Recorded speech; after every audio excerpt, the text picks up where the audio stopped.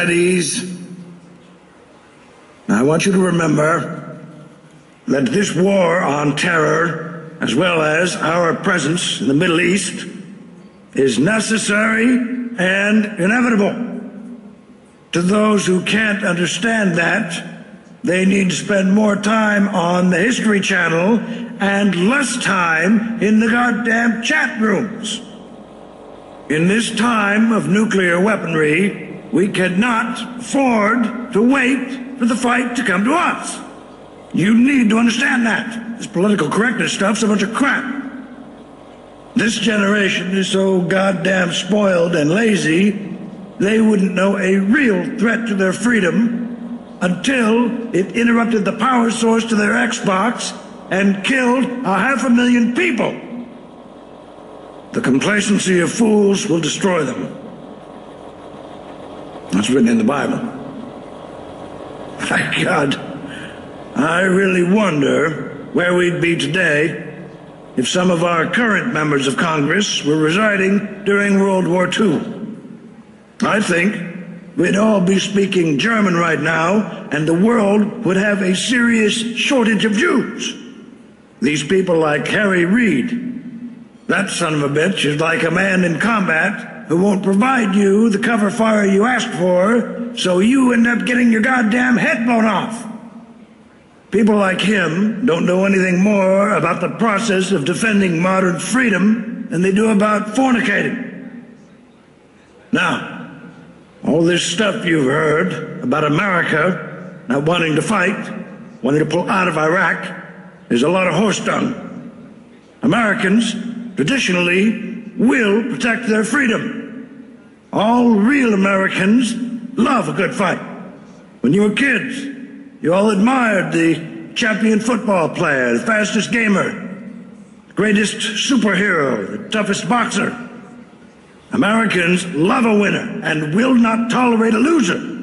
Americans play to win all the time. I don't give a hoot in hell if you're a Christian, Muslim, Jew, or a Buddhist.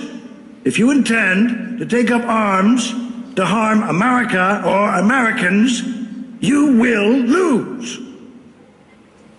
Now we have the best equipment, facilities, the most technologically advanced weaponry in the world, and you can be thankful of that.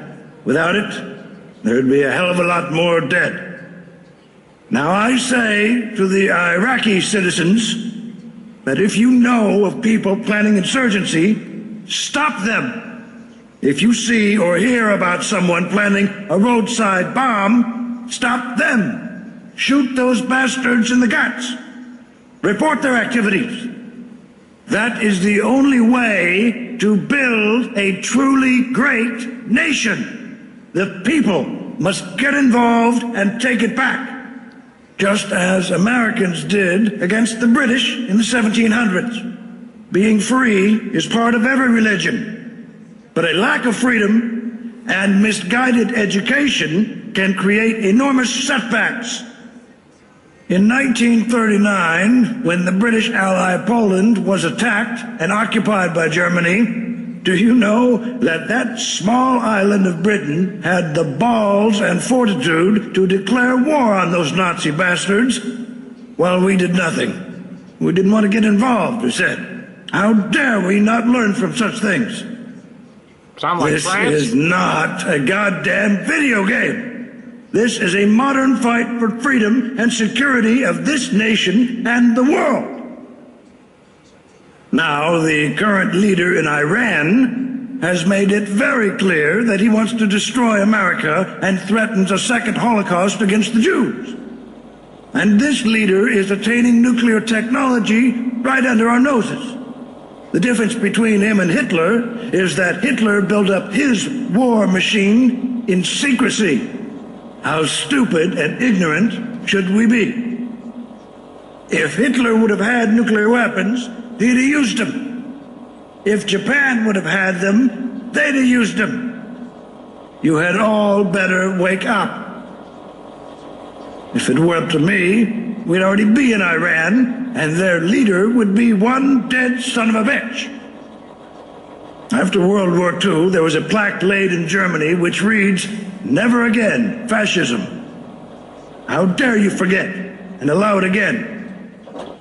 You all know the old saying, history repeats itself. Well, here we are. Now there's another thing I want you to remember.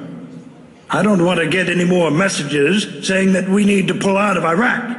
We're not pulling out of anything. Let the enemy do that. We are advancing constantly, and we're not interested in pulling out of anything except a parking lot. Now, there's one thing that you men and women will be able to say when you get back home, and you may thank God for it. 20 years from now, when you're sitting around your family with your grandson on your knee, and he asks you, what did you do in the Great War on Terror?